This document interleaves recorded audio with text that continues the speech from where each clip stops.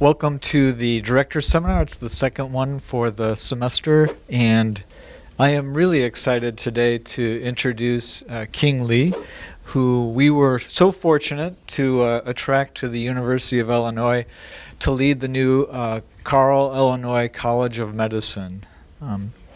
King is the inaugural dean and the chief academic officer of the Carle, Illinois College of Medicine. And here at Beckman, he's a member of the Bioimaging Science and Technology Group. As I mentioned, leading this effort to put the first engineering-based medical school anywhere on the planet, he's having to navigate, I think, the role of trying to bring accreditation to this program. And quite frankly, he's met his milestones and is completely on track to bring the first student to that program in July of 2018, July of next year. So little less than a year, and fortunately, I know there were some big hurdles to pass this summer, and those hurdles were indeed overcome. So congratulations for all the progress you've made in such a short time. Just a little bit of background. King received his medical training at the University of Toronto, where he also did his residency in radiology. He followed that up with a fellowship at the University of Michigan, and he's as we'll learn, a clinician, a researcher, an educator, and now an administrator as well.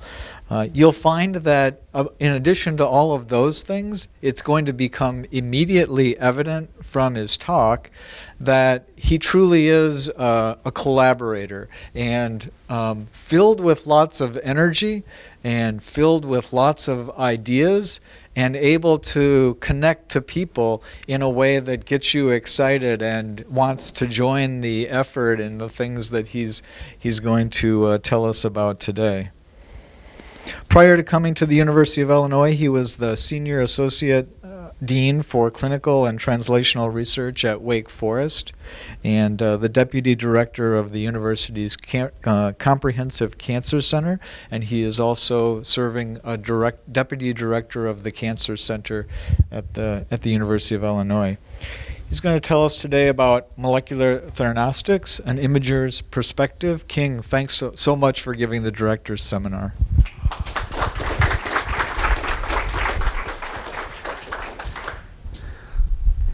Well, first of all, thank you for inviting me. This is a fantastic venue for really exchanging ideas. I remember the first one of this that I came to last year. I hooked up with Jeff in doing research, and I'll talk a little bit about that. And this is really my way of telling you some of my ideas that have driven me for the past probably quarter century. But the quest for better medicine has been, in the human history for thousands of years. And of course, in the early days, right, all medicine was really derivatives of natural products. And this is a pharmacopoeia that is on herbal medicine that was developed by this guy, Sheng Nong. And already at that time, right, they have a collection of 365 medicines that were targeted to different types of symptoms. And the way they did it was, pretty simple. They boil some water, put some plants into it, and feed it to people, right, with different symptoms. And then they just record down what happened, right? If this guy has fever, you feed it this particular herbal medicine, the patient died. It should not good. Or, the fever went away, right? No diarrhea, no side effect. Great, So that's how they did the initial clinical research. It's trial and error. Of course, now we do so-called randomized, right, controlled trials. That was really a recent invention. For years, people were doing this, and the medicine that we have, way before we have chemical synthesis, were essentially natural products. But these are not bad because look at aspirin. the Egyptians, right, thousands of years ago, grind the bark of willow into powders. And they find that those were good for taking off pains and aches and taking off inflammation and fever and so on. And now aspirin is the wonder drug. It was just reported that if you take aspirin, low dose, you can decrease the chances of you catching cancer, right? That's in addition, right, to anti-inflammatory, antiplatelet, decrease your heart attack, and so on. And that was known thousands of years ago. So what's wrong with this picture, right? If we can derive a lot of drugs using natural products, and now we can even synthesize analogs of them, so we should be happy. So, well, that should be the course of event in the development of medication. But if you really put your engineering hat on, right, then you think differently. So this is not prospectively designing something, right, to reach a particular goal. This is essentially have empirical type of experience, right? So if you really want to design drugs from the beginning, you probably won't do it this way, right? So why? Because you take a pill or inject some medicine, do you still have control of that drug once it reaches the body? No, right? You can program in certain chemical behavior, maybe lipophilic or more soluble in water, whatever. But once it reaches the biologic system, you lose control, right? So they do whatever they do. And you just hope that, right, the actual intended effect is much better than the side effects, right? And you don't even know that until recently doing genetic screening is all by chance, right? So now, if you actually design it forward thinking, you will say the ideal therapy is not like this, right? You want it to be able to control where they go. You want to be able to turn on the effect at a site where you want it to have the effect and not other places. And then better yet, you can turn it off when you don't need it, right? So, and if you think about small molecules, chances of you being able to program in all those stuff into that small molecule would be minuscule, right? It's very, very hard to even imagine that, right? So that's why people start thinking about nanomedicine and so on, where you actually have a bigger size, right, a vesicle or a particle that allow you to do programming, right? So this is not such a crazy idea, because when I was invited to give a talk in the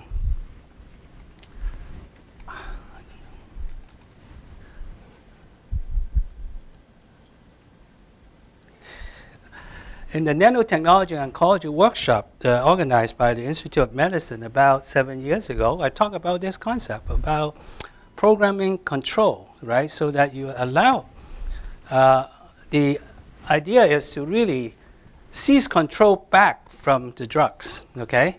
And they like it so much, they actually put it onto the beginning of the summary of the workshop, as if this is really the goal of entire, right, nanomedicine in oncology.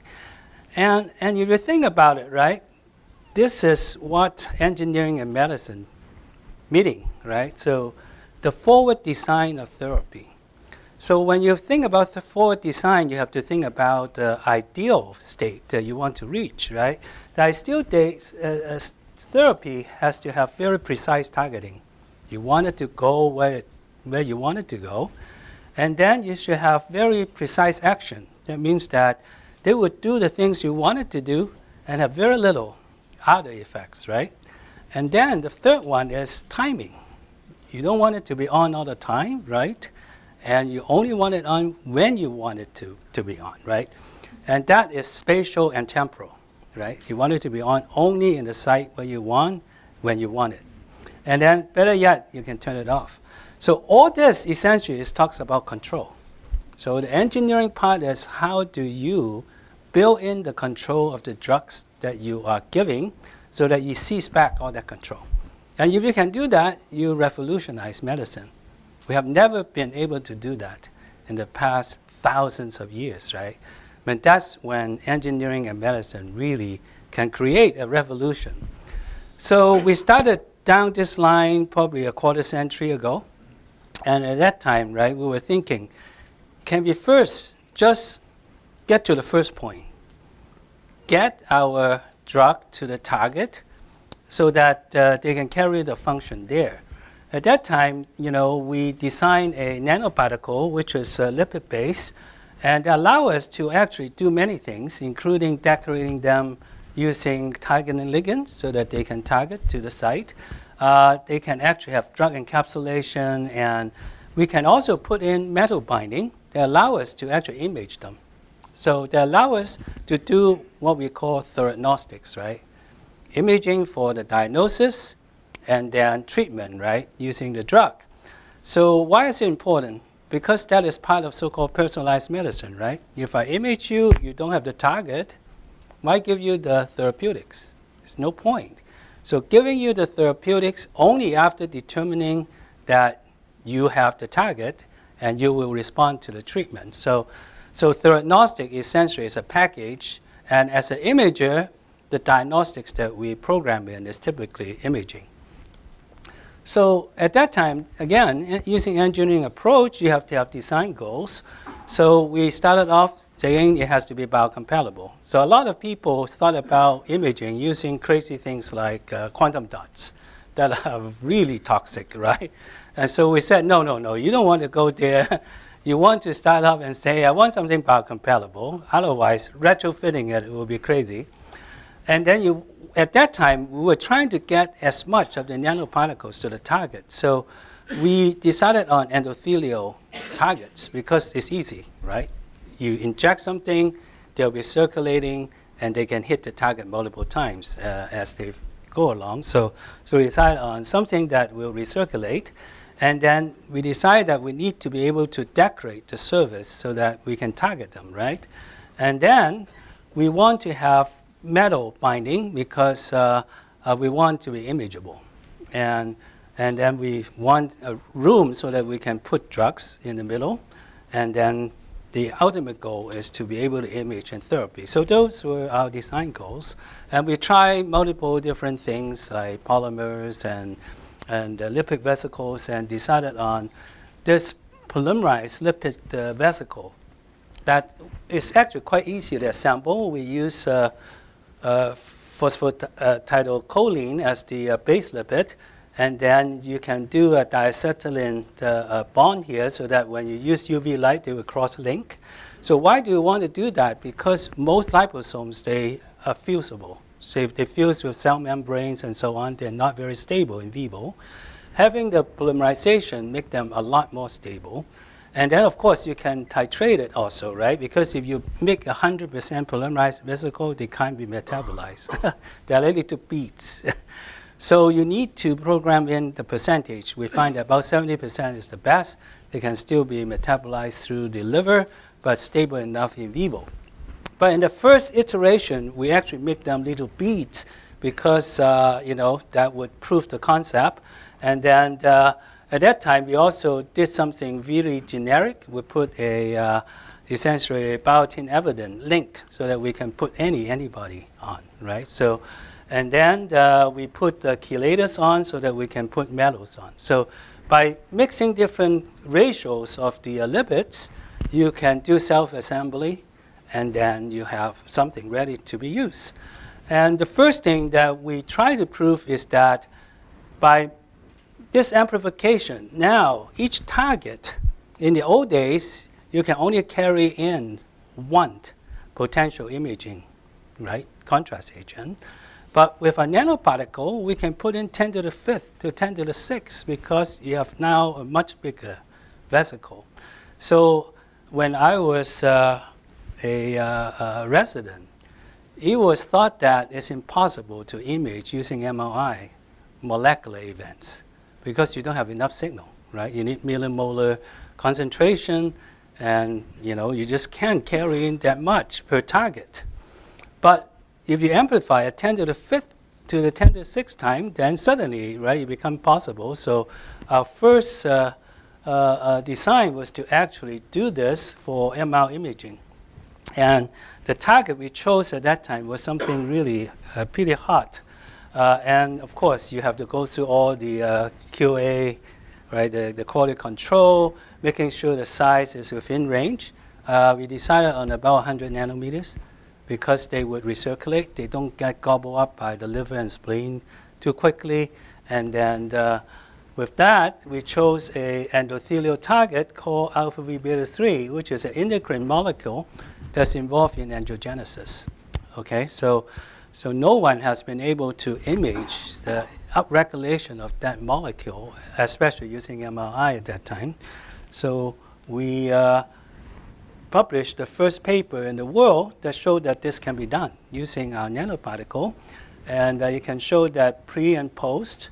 And then you can actually use isotype antibody control if you actually do many controls. But this is just showing you, if you use the wrong antibody, it doesn't light up. If you don't put gadolinium, it doesn't light up, and so on. So, and if you actually take out the tissue, you can stain for the target. You can stain for a particle.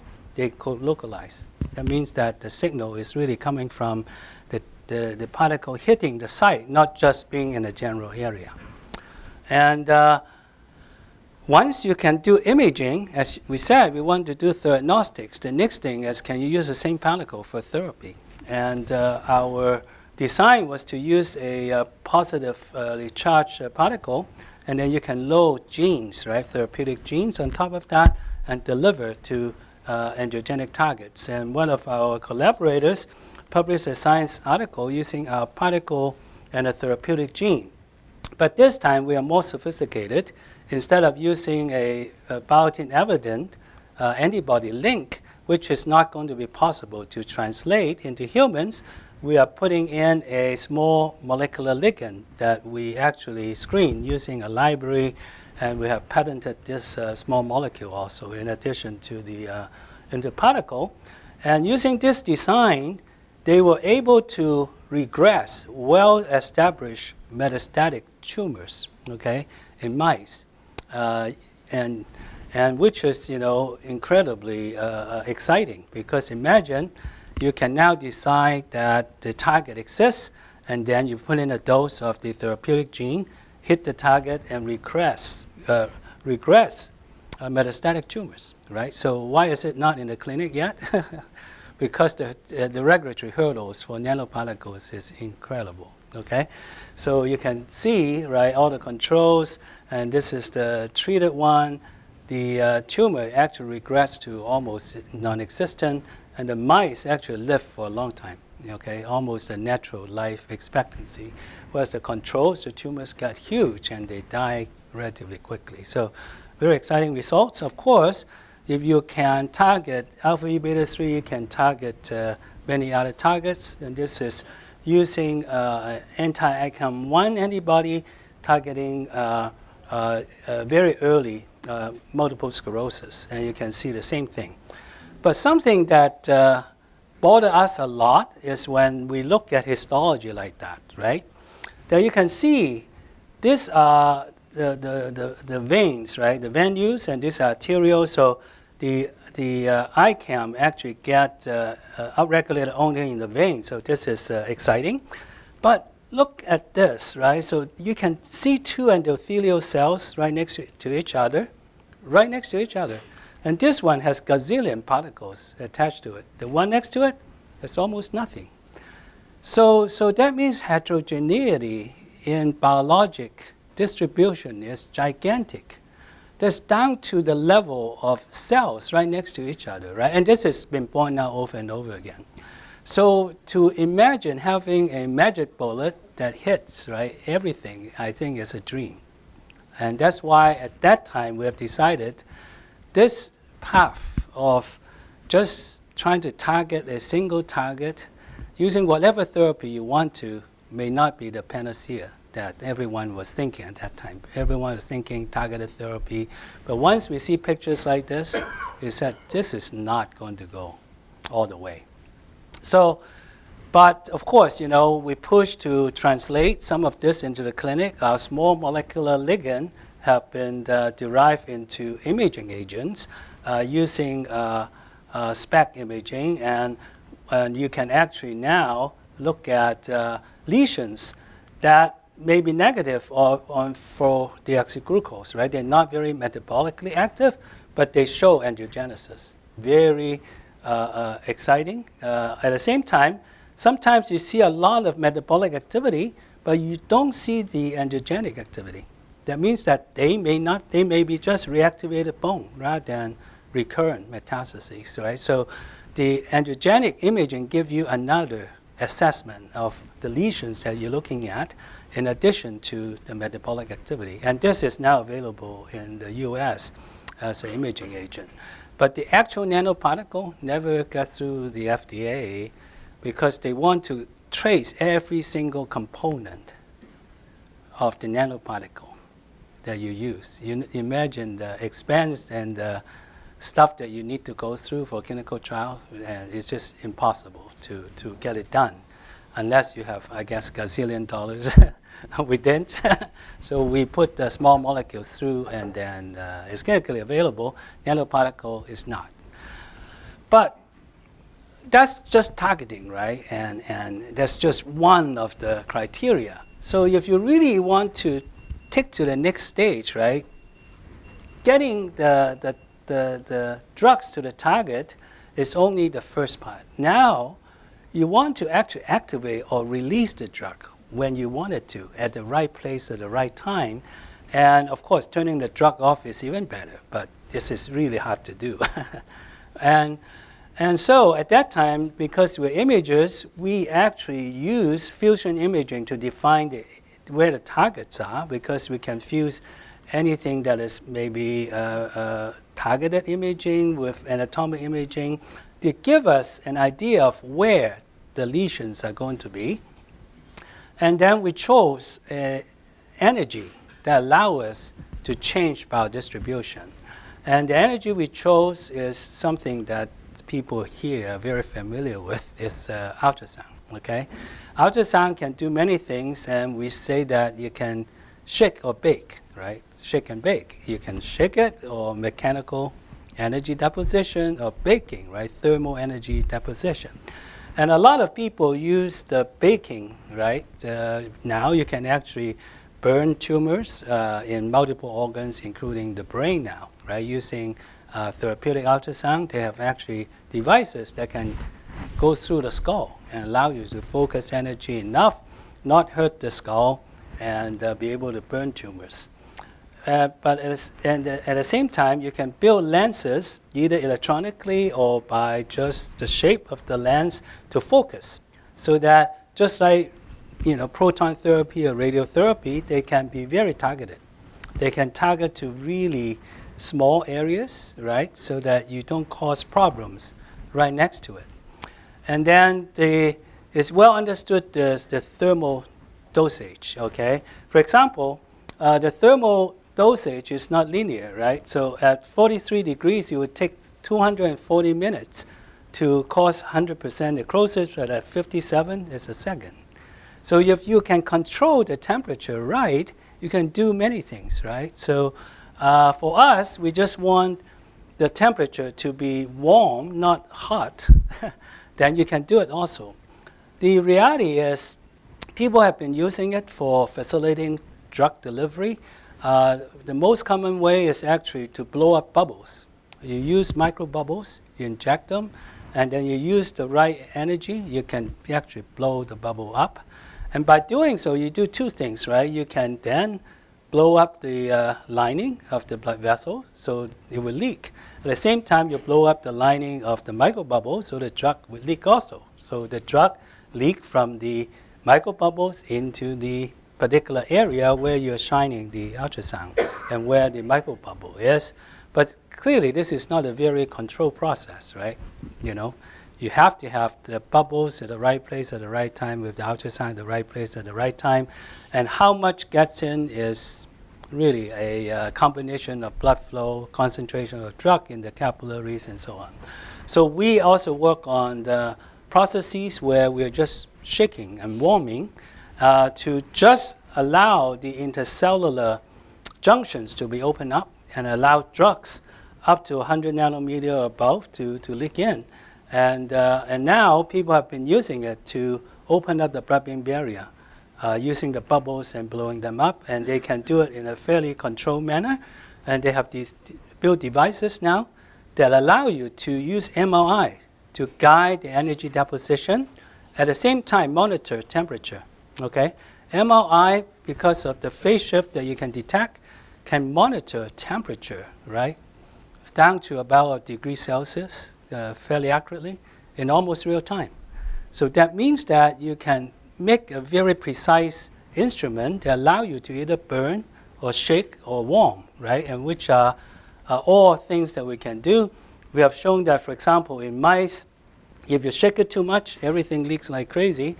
But if you do it just right, you would do two things. One, open up the capillaries and the venues so that the intracellular fluid leaks out. So you decrease the intratumoral pressure, and at the same time opens up the intercellular junction so that nanoparticles can leak in. Okay? So you just have to know the right dosage for doing this. And by doing this, we have proven that you can increase the delivery of nanoparticle to tumors by quite a few folds. And you can also salvage drugs that are too toxic. So why do you do that? Because now imagine a drug have a profile that is too toxic. If you can increase the target concentration, then you can salvage them, right? And we have proven that you can do that by using ultrasound and a non-toxic dose, and typically not therapeutic dose. You can salvage them and make them therapeutic. Okay, so this is essentially something that you can use in anything. But this still doesn't solve the problem of turning things on and off, right? So another thing that we have designed instead of blowing up bubbles using ultrasound is using light. So this is a gold nanoparticle that's attached to one of our lipid vesicles that can be targeted. And then you can use light, a laser pulse, to actually, because gold actually absorbs light a lot, right? So they can blow up the gold nanoparticle and break open the liposome. And we have proven that you can do that. So you can put in enough laser energy, but this is in the visible light range. So the clinical translation would be tough. You need fibers into the system. And you can see how the gold just bursted into small pieces, and the liposome is gone. And similarly, we can do it in vivo in the cell. If you just put the nanoparticles, right, with doxorubicin, which is fluorescent, you can see that it sits in the cytoplasm. And it doesn't work in the cytoplasm. They have to be in the nucleus to work. And you blow up the gold, it will release the drugs, and they go into the nucleus. And you can actually kill the cells this way. But again, those are not very practical. They're fun. They can get publication. You can get grants, but it's not translatable, right? The light that we're using is visible. Even if near-infrared light is used, right, it penetrates, a centimeter? So we're thinking of more translatable, controllable stuff that is more available and translatable. And then we decided to use genes and cells, okay? So we can use genes that are actually activated by heat. These are heat shock proteins. So if you heat them just enough, the cell actually would upregulate the gene. And then you can use it as a promoter to drive downstream genes, right? Then this becomes nothing more than a signal receiver, right? So you use the heat shock protein as the receiver, and then you use heat as the control, then you can drive almost anything downstream, right? So that gives us, right, opportunity to build in control that allow us to control stuff remotely using ultrasound. And the first thing we think of is to treat something that's impossible to treat now, right? Is stuff in the brain. Why the brain is so difficult to treat is because there's a lining called the blood-brain barrier. And the lining of the blood-brain barrier excludes 98% of small molecular drugs. So even though you have a drug that works wonderfully at a petri dish, if it doesn't cross the blood-brain barrier, it doesn't have active transport or something, you're done with, right? So that's why developing drugs for the CNS is so difficult. But imagine if we can open up the blood-brain barrier at the target site, but not the other site. The blood-brain barrier has a reason to be there, right? You screen out all the toxins to the brain. But if you can open up the blood-brain barrier at a molecularly targeted level and allow in just the right drug at the right place at the right time, then right, it's a total new ball game for the CNS treatments. So that's why we decided, let's think about a way to actually target this type of processes, right? And we know that, for example, brain tumor is very hard to treat. Why is that? That's because they spread, right, along the fibers. So even if you take out the brain tumor, there's so many little foci away from the main tumor that you can't take out all of them. And if you irradiate or do something damaging, you are killing most of the brain. So treatment of brain cancer is very, very difficult, similarly to a lot of other CNS diseases. And people say, hey, you know, tumors are leaky, so why don't you just use that leakiness? And this is just to show you that low-grade glioma is not very leaky. These are permeability MRIs, perfusion MRIs. And you can see even if a high-grade glioblastoma, the so-called permeability of the blood-brain barrier is very patchy. That means that you can send drugs in and kill a little bit of the tumor. The rest of it is not going to be affected. So you need something a lot more reliable, especially away from the main tumor bulk. So the way that people have been opening up the blood-brain barrier, including some really blunt efforts, right, like hyperosmotic solutions. You can open up half the brain, the entire brain, and it's very uncontrolled. You can put in a little catheter, and you can use microbubbles, as we said, or you use the active transport mechanisms, right? Those are the standard ways of going through the blood-brain barrier. All of them have some major limitations. So we designed a scheme that will allow us to actually do it in a more controlled fashion. The way we want to do it is to use stem cells as really the carrier and also where we can control. Stem cells, we know, can localize to diseases, especially brain tumors and active inflammation and so on. Imagine we program in this heat shock protein control system within the stem cells. Once they get into the site, right, you can heat up a general area, but only where the stem cells are there, they will produce the downstream effect. Essentially, you are molecularly targeting, right, the effector you are using the stem cell as the localizer and your energy as the activator. So you have localization and a control, right? And because it's genes, you activate only for a period of time, and they will automatically shut up, right? So you actually have a turn-off mechanism. Unless you reheat it, it will turn off within 24 hours. So now, then, if you can do that, you can almost get to a point where you can target, you can turn it on at will, and it will shut off after a certain period of time.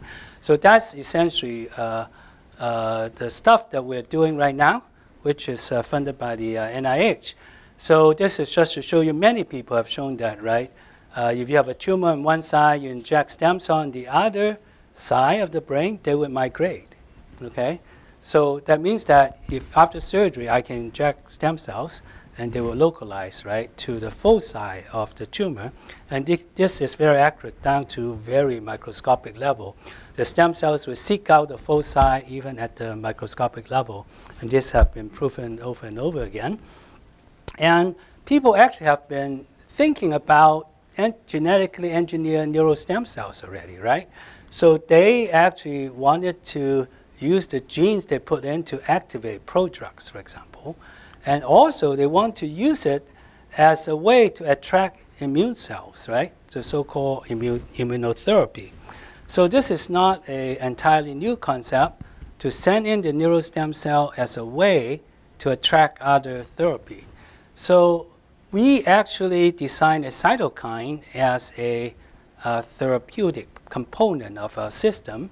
So we use the heat shock protein as a control and the TNF-alpha as the therapeutics.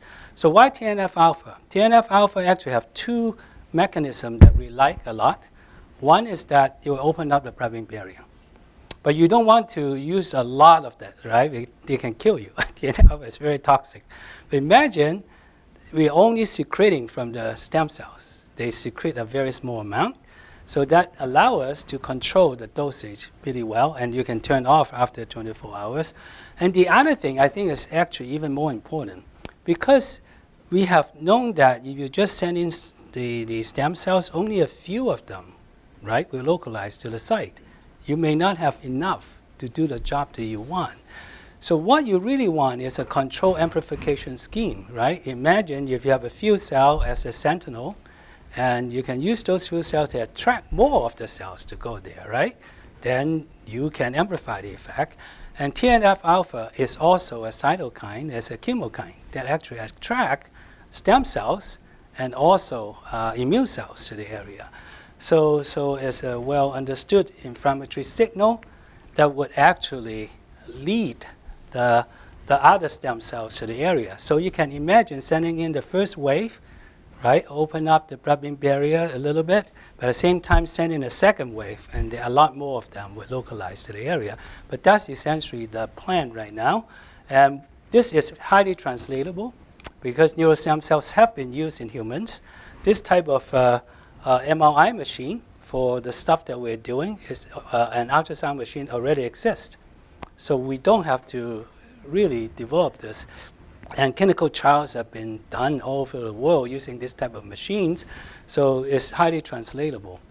So, and you can also track the stem cells if you put in iron particles. You can use MRI to see where the stem cells are, right, down to a very sensitive level. So it looks like all the components are there, right, for clinical translation. So the advantages of our approach, of course, is that they are highly controlled. The blood-brain barrier opening is only where the stem cells are. There's a molecular level precision, right? And it's controlled because you open up only when you heat them, and you won't have this microbubble that you will blow up a lot of area, opening up a lot of area, and not control like what we have. So this is our own data showing that stem cells can localize to even microscopic tumor sites. And this is our engineered stem cells showing you that when we heat them, the GFP is increased significantly. And this is showing you that we can track it in vivo. This is using bioluminescence. If you heat them, you can see, right, the bioluminescence signal increasing. And then this is showing you how accurate we can track the temperature inside a rat brain. This is using focused ultrasound. This is a focal spot. And you can see as we deliberately turn the HIFU on and off, you can see how quickly the temperature as monitored by MR is changing. So this is a very accurate, almost real-time measurement of the temperature. So the dosage as integrated over time can be calculated and just enough to turn on the heat shock protein. So this highly targeted control system gives you both spatial and temporal control down to the molecular level, because even if you heat up this whole area, only where the stem cells are would have the effect, right? So this is truly molecular targeting. And then this is to show you, again, using this type of very controlled monitoring system, you can see the luciferase upregulation over time, just in the area where, right, everything is in place. And this is to show you that the gene expression, right, is quite high. And you can see the TNF-alpha gene being expressed also. And this is just to show you that you can use the stem cells in the area, engineer everything, and they would do exactly what you programmed them to do. And after opening up the blood-brain barrier, we inject IV, different size nanoparticles, and you can see the big ones, being the red ones, 300 nanometers.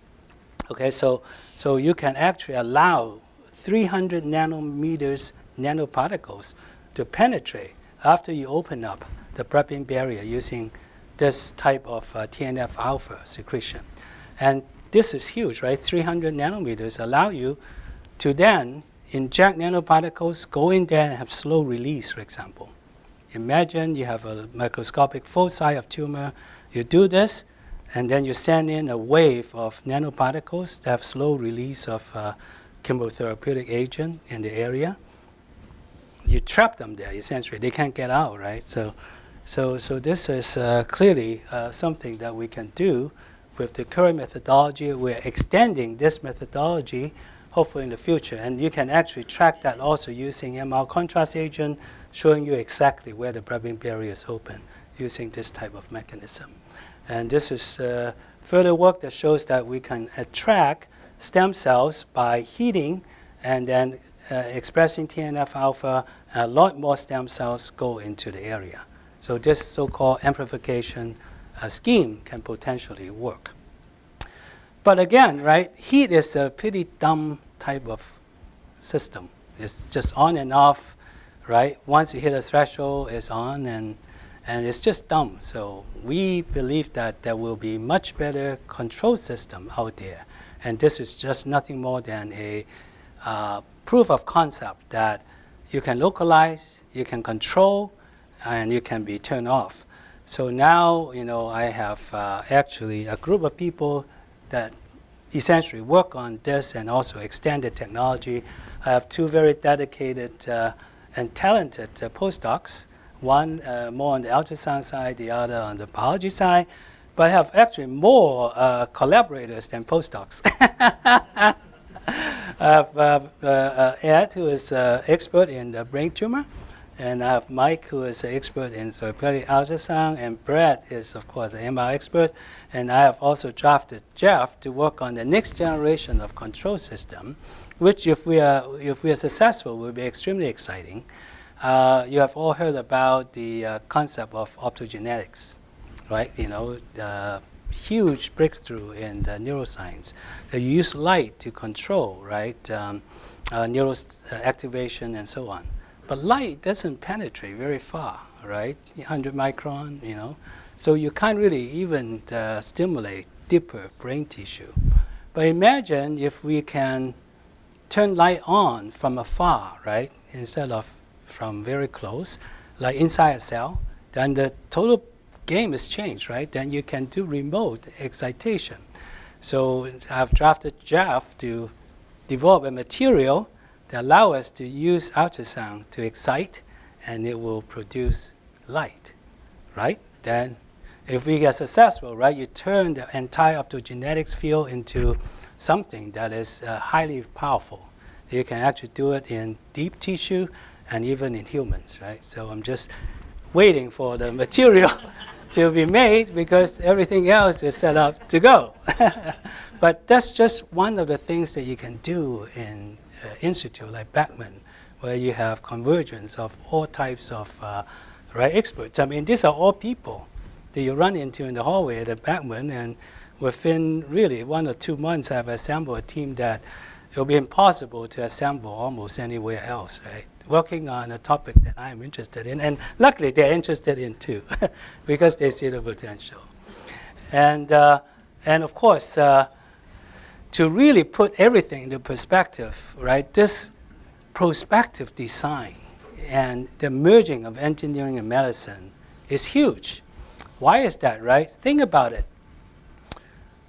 If you have a very rapid changing environment, what happens to a species if the evolutionary biology cannot keep up?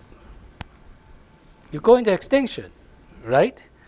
But look at our environment. It's changing more rapidly than ever in the history on Earth, right? In the turn of the last century, about 1900, in this country, what percentage of the population is involved in agriculture? 85%. Now it's 3%, okay? So we spend more time on our behind than on our feet, right? We eat a lot more processed food than organic food, right? Our atmosphere is changing, right? Climate is changing. So the rapid changes in our environment our evolutionary biology is not designed to handle, right? So the field, so-called regenerative medicine, have been around for the past 30 years. And the goal is to, if you miss something, we'll give you back the function. What happens if your normal function can't even keep up? Then regeneration is not the key, right? The key really is to prospectively design the merging of synthetic elements with your natural biology so that you can handle, right, rapid changes in the environment better than your evolutionary biology can give you, right? And this is a concept of progenerative medicine. This forward design is really a concept of engineering, but the understanding of biology and how it interacts with the environment allows you to then prospectively design, right?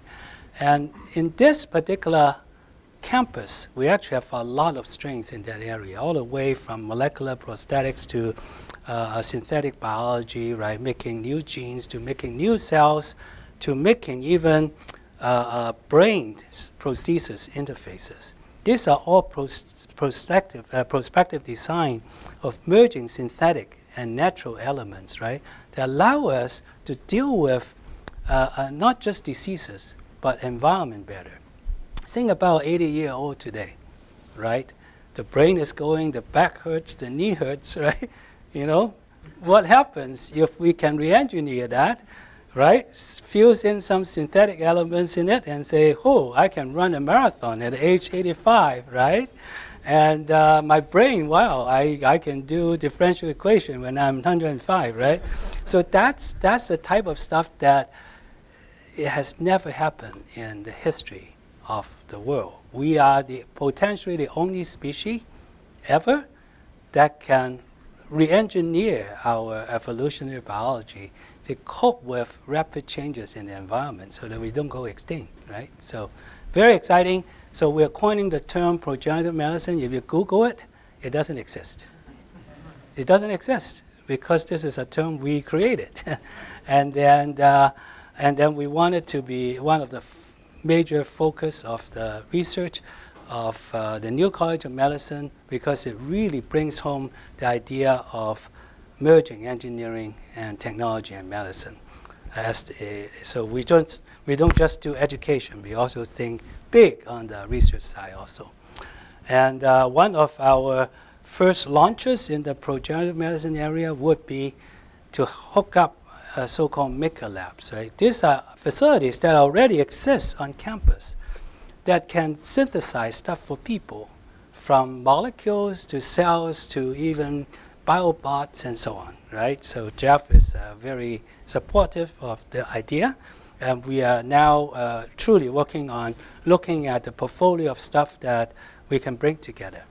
And our slogan is, dream it, make it. So we have a lot of dreamers like myself, right? I can't make the molecules that Jeff can make, but I can dream about, right, the potential application of those molecules if you can synthesize them. So I'm a dreamer. So if I can be hooked up to a maker, right, that would be tremendous, right? So what we're trying to do is give that power, democratize this power, and give all the dreamers, right, the potential of all the makers, right, in the university. And if we are successful, right, imagine you can go down to a very basic level. Imagine a graduate student have a brilliant idea, he doesn't know how to make it.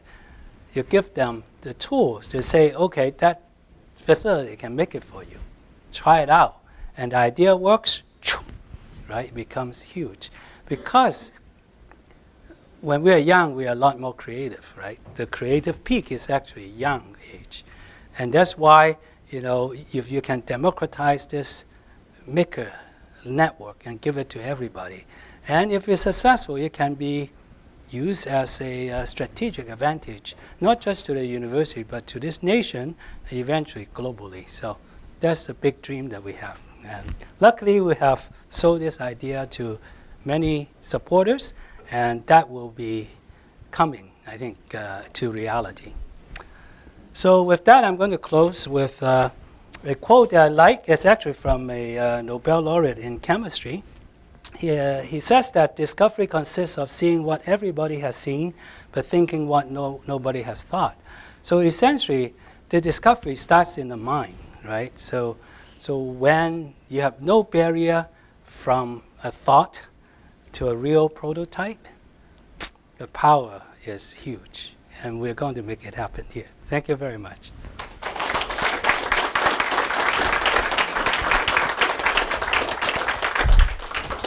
We have time for some questions. I'm sure he would be delighted to answer them. Yes. Yes, as you probably know, 70 years ago, people were doing endocrinology for glaucoma, and now we came back on the opposite side. Mm-hmm. Well, we died, so we certainly wouldn't argue that local therapy would live glaucoma. What are your thoughts on that? Right. That's why you don't want to take a lot of things out, right? What you really want is send your treatment to a molecular targeted way, right? So that's why the stem cells can migrate from one hemisphere to another to seek out tumors. So imagine, right, after you have taken out a tumor, you can essentially inject stem cells and they will seek out. Even if the tumor is on the other side, right, theoretically they can seek it out. So that's the advantage of using this type of therapy versus any blunt type of therapy that's, right, like surgery, radiation, and so on, because you...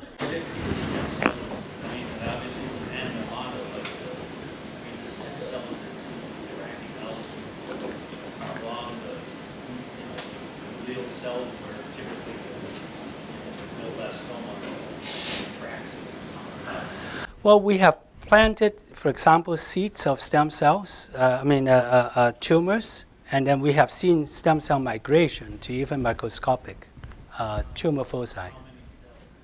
Oh, you are talking about maybe 1,000 tumor cells or less, and those are tiny. I mean, there's no way you can detect them using any technology. But the stem cells, because of the chemokine signal from the tumors, actually get attracted to it. The problem we saw, though, is that you may only have 1 or 2 cells that get attracted to that, right? And that by itself may not be therapeutic. That's why we advocated this amplification strategy, right? So you hit the area, you have 2 cells there, they secrete the TNF alpha, you inject another, right, wave, then a lot more would go there. And you can do it over and over again. And eventually you have enough to do what you want to do. But again, this type of paradigm has never been done before, so we are trying it, and it's fun thinking about the potential. And so our postdocs will be pushing hard to really prove that this is a viable scheme. Yes? Are you talking about the recurrence of these tumors or the first time they present? Because most of them are very macroscopic, so unless you have a cytoreduction, how do you expect? Oh, yeah. We're not saying that this is going to be the primary treatment, right? So you still go through the surgery. So you're basically advocating this for people who come back with a recurrence? No. After you do the primary treatment and then inject at the same time, so that you're... Right. Because you're there, right? I mean, you already have the brain there. You take out the tumor, inject the stem cell. And then what do you do with the focus vessels? In that case, it's pretty localized. No, you heat up a big area around the area, right? Because you wait. Your stem cells would seek out the microscopic tumor. The heat can be very distributed, but the effect will be the intersection of the stem cells and the heat together, right? That will be microscopic. So this will be in addition to the things that we already do. Yes. It's not Yeah. replacing any of the steps. No, but you may replace some of the steps like radiation, right? So, yes. Why your stem cells generate heat on ultrasound reading? The ultrasound create the heat, yeah. And why only stem cell can generate heat? Oh, no. The stem cell absorb the heat and then trigger the heat shock protein production. And the heat shock protein would then stimulate the downstream genes like the TNF alpha. You show that you use stem cell to open the DVD. You can generate heat, right? No, not generate heat. The heat triggers the stem cells to produce TNF alpha. And the TNF alpha open up the blood-brain barrier. Surface on for endovascular things or just for tumors? Right? Oh, you can use it for anything. Yeah. You can do it endoluminal also. Have you all done any clinical studies on any endovascular, like a vascular malformation or No, we haven't done any of those. But, but potential is there, right? Yeah. Anything in the brain, potentially, because they already have the device that goes through the skull and focus, right? So imagine if you can identify accurately where the AVM is, you can shoot the heat and burn that area. I have a question. Right. A philosophical question. Is a publication of regenerative medicine that we will evolve to be not human? Well, I mean, it depends on what you define as human, right? So if you put a artificial joint in you, are you still human? Right, so I mean... It doesn't replicate, right? Your vision, I think, doesn't have... Oh, no, you don't have another generation of, right? Yeah, so no, we are not trying to... No, we don't want to engineer cells that can go through. When you eat the cell, you don't induce other stress protein production or expression. I'm sure it will. That's why I think it's a pretty dumb control, right? That's why we're working on a smarter control. But as a first proof of concept is very powerful, right? Because these shock protein exists, and it's well understood, and the kinetics of everything is well understood. Same way, the ultrasound producing heat is very well understood. So the two together becomes a very fairly first step, a fairly easy first step, improving the concept that you can target, you can control, you can turn off. But we are working on smarter control systems now. But that's the key. Treatment based on tumor size or tumor stage? No, nothing. It's really just opening up the blood-brain barrier so that drugs and other therapy can get there, right? Where they cannot at this time. But again, tumor is just a proof of concept, right? Theoretically, if I have a drug for Alzheimer's disease, right? If it doesn't cross the blood-brain barrier, I can help them with this type of approach in the future. Quick question. Is opening up the barrier in any way dangerous? Yes, if you open it big time, right? Like other people that blow up bubble and so on. But we're opening up in a microscopic way, right? And they're already deceased brain, right? So having that microscopic opening is probably not dangerous. But if you use, blunt forces to open up a lot of blood-brain barrier, that's dangerous, for sure. 300 nanometer would be enough to pass the virus. Oh yeah, 300 nanometer, yes. 100 nanometer plus, you can potentially get some virus through already. So gene therapy is a potential after this is opened. Okay, as you leave the building this afternoon or tonight, make sure you look at the sign that's posted over the Circle Drive parking lot. Where great minds meet, that's the Beckman Institute. What we do in the director's seminar is have the opportunity to have a great mind and all of your great minds come together to stimulate new ideas. So let's thank King for really stimulating.